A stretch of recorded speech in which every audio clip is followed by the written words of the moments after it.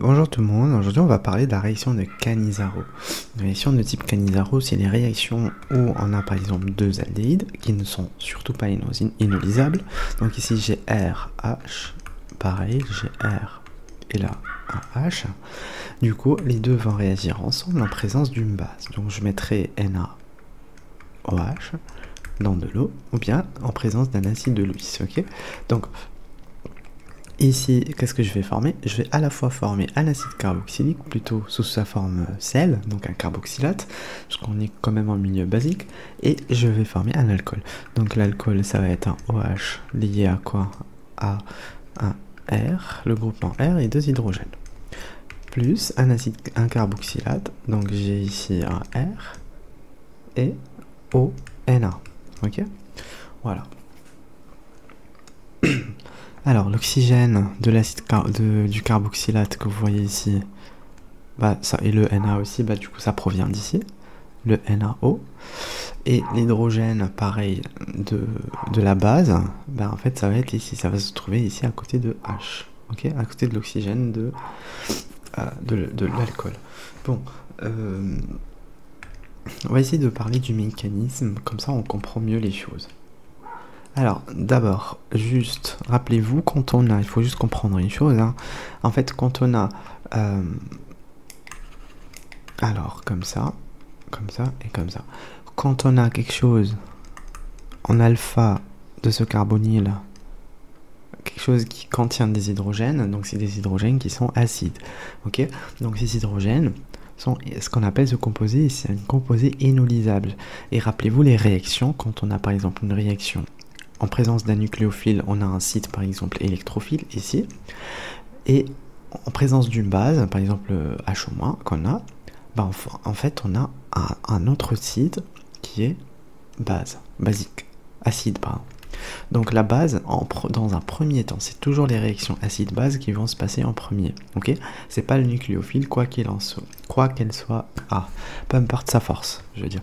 Donc c'est toujours, par exemple, on va avoir la réaction acide-base. Donc si on avait quelque chose de inolisable, on va pas avoir la réaction de type Cannizzaro, on va plutôt avoir une réaction type aldol, ok. Voilà, donc on va avoir la formation d'un inolate, ok. Voilà, donc nous, c'est pas ça le cas. On a quelque chose qui est pas inolisable, donc moi je commence par dessiner mes deux molécules. Donc ici j'ai des aldéhydes, hein. Il y en a un là, et le deuxième il est là. Pardon.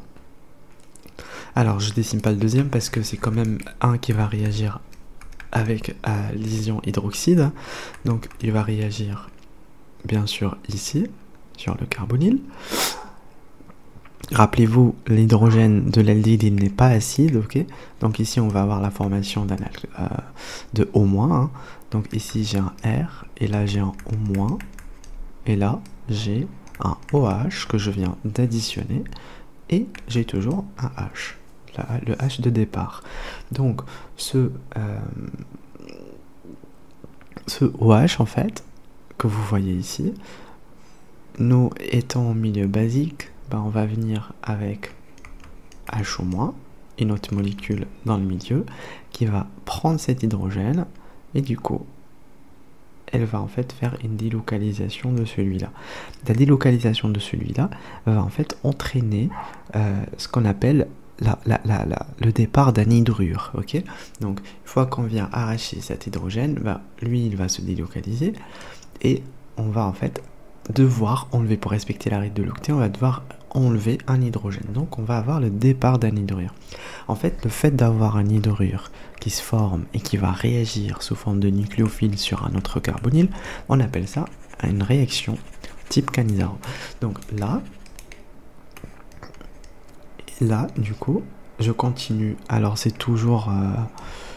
bon, je mettrai un équilibre, hein. Du coup, on va avoir mon deuxième, comment il s'appelle, mon deuxième réactif. Rappelez-vous, on avait au départ deux aldéhydes, donc c'est ça mon deuxième. Du coup, il va être attaqué par cette hydrure, donc un H- va l'attaquer ici, et on va pareil former donc ce nouvel aldéhyde. En fait, il va être comme ça, pareil, au moins R, H.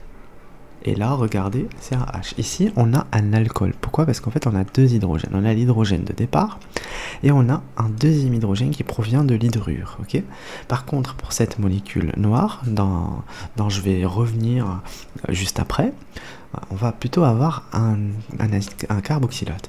Donc ici, j'ai un alcool qui est primaire. Donc ici, j'aurai un H+. Hein.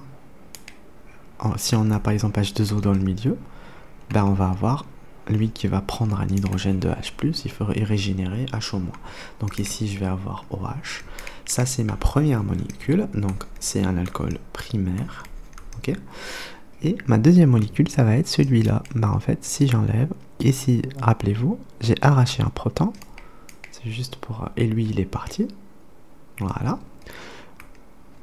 Et lui, du coup, je peux le dessiner au propre sous forme de... Voilà, carbonyle. Et lui, ben, en fait, il va rester en milieu basique. Il ne peut pas aller chercher un proton. Du coup, il va rester sous forme de Na. Ok, Na+. Voilà. Donc ça c'est ma deuxième molécule, c'est un sel d'acide carboxylique, ok. Donc c'est un carboxylate de sodium. Voilà. Et c'est ça la réaction de Cannizzaro